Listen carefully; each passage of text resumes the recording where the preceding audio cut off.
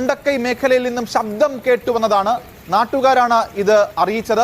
ഫയർഫോഴ്സും പോലീസും മേഖലയിലേക്ക് തിരിച്ചു കഴിഞ്ഞു. വേലിപ്പാലത്ത് ശക്തമായി കുത്തിയൊഴുകുന്ന പുഴയാണ്. നല്ല കലങ്ങിയ വെള്ളം തന്നെയാണ്. പ്രത്യേകിച്ച് ഉരുൾപൊട്ടൽ ദുരന്തമുണ്ടായതിനൊക്കെ ആ ദിവസങ്ങളിലൊക്കെ ഒഴുകി അത്രയും കലങ്ങിയ വെള്ളമുണ്ട്. പക്ഷേ അത്രയും രീതിയിൽ വെള്ളം കവിഞ്ഞൊഴുകിയിട്ടില്ല എങ്കിൽ പോലും വേലിപ്പാലത്തിന് തൊട്ട് താഴെ വരെ ഉണ്ടാവുന്ന രീതിയിലേക്കാണ് വെള്ളം ഒഴുകുന്നത്. അതിനൊരു പ്രധാനപ്പെട്ട കാര്യം പുഴയുടെ ഒഴുക്കിന്റെ രീതിയൊക്കെ മാറിയിട്ടുണ്ട്. എന്തായാലും നിലവിലെ സാഹചര്യത്തിൽ ഇവിടെ വലിയ രീതിയിൽ ആശങ്കപ്പെടേണ്ട സാഹചര്യങ്ങളില്ല എങ്കിൽ പോലും നമുക്ക് എന്താ സാഹചര്യം ഇവിടെ രാവിലെ ഒരു വലിയൊരു ശബ്ദം കേട്ടിട്ടാണ് ഞങ്ങൾ ഓടി വന്നത്.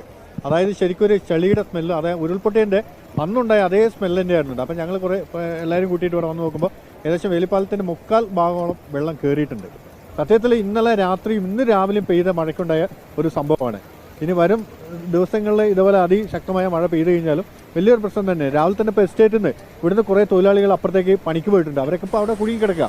അത് മാത്രമല്ല ഏറാട്ടുകൊണ്ടിൽ കുറേ ആദിവാസി ഫാമിലികളും അവരും അവിടെ കുടുങ്ങിക്കിടക്കുന്നുണ്ട്. കുറേ പേരുകൾ ഇപ്പോഴും അത്തരം സന്ദർഭങ്ങളിൽ മാറി നിൽക്കുന്നുണ്ട്. പക്ഷെ അവരെയൊക്കെ ഇങ്ങോട്ട് ശബ്ദം കേട്ടത് ഏത് ഭാഗത്താണ്?